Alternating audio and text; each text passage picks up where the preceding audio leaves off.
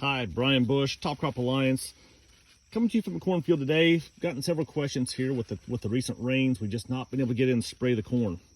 So the questions come up, how late is too late to spray corn? So I think it's better to show this side of the camera so you don't get to see my ugly mug this week. Sorry about that.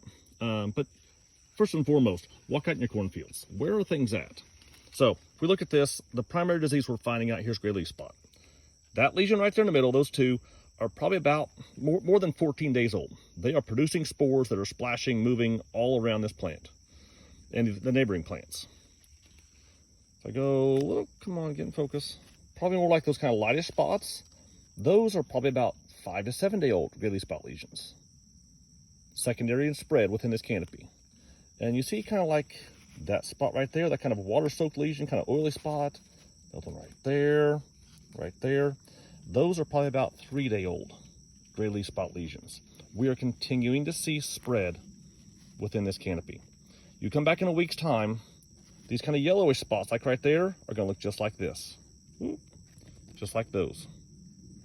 So it's not uncommon that we could easily come back out here and see half or more of this leaf turn brown due to gray leaf spot lesions, losing leaf area, losing photosynthetic area, the ability to catch sunlight and turn it into energy. So in this field in particular here, I peel back in here, we're blister. Good pollination here, blister going on milk stage. So the question becomes, what's gonna happen? I'm through pollination. What is my real yield hit if I don't spray now? If I just say, you know what, it's made. If you think back, most of our corn is shorter than average right now. We don't have quite the resources in that stalk. This plant is gonna do all it can to get nutrients, energy, to fill the kernels. Blister stage, we can still lose a few kernels off the tip, abort some back. As we move into milk stage, typically we don't abort kernels as much, but stress from milk stage and on can result in lower test weight corn. The corn plant, today's cloudy. The corn plant is going to pull energy from the stalks, from the roots, from the leaves to finish out the ear. If it's not getting enough sunlight, enough nutrients from the soil. With our shorter corn this year, we may not have quite the pounds of nitrogen, phosphorus, potassium, sulfur, you name it, in that stalk to pull out and finish this out. I'm telling you all this because diseases. If we spray a fungicide now, if we've not sprayed fungicide yet and we're still considering it, fungicides will kill fungi. We will keep more photosynthetic area. We have a better chance of catching sunlight and limiting the energy the plant pulls out of the stalk here. Nobody likes down corn. I hate even talking about that. But if we don't spray fungicide, that's part of our risk.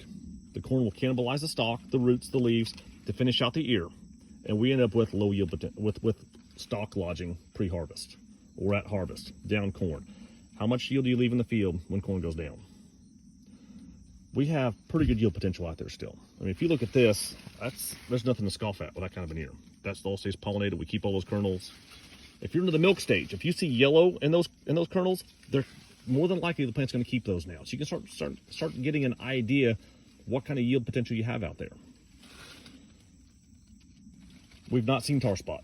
I've been in several fields. I've yet to find tar spot in our part of the world. Southern rust is still far away from us. So for those two diseases, I think it's more today about controlling the diseases that are in the field.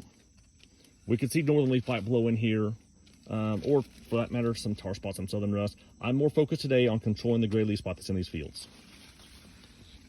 And I don't think it's necessarily now about increasing yield potential. It's about saving standability, saving test weight.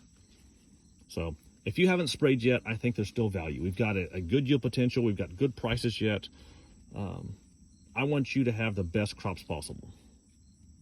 If you've got questions about this, please give me a call. But by all means, if you're on the fence, if you haven't sprayed yet, if you can't get in the field until next week, I don't think it's a bad thing to continue your plan to spray fungicide, control the disease that we're finding out here. If you have any questions, let me know. Thank you.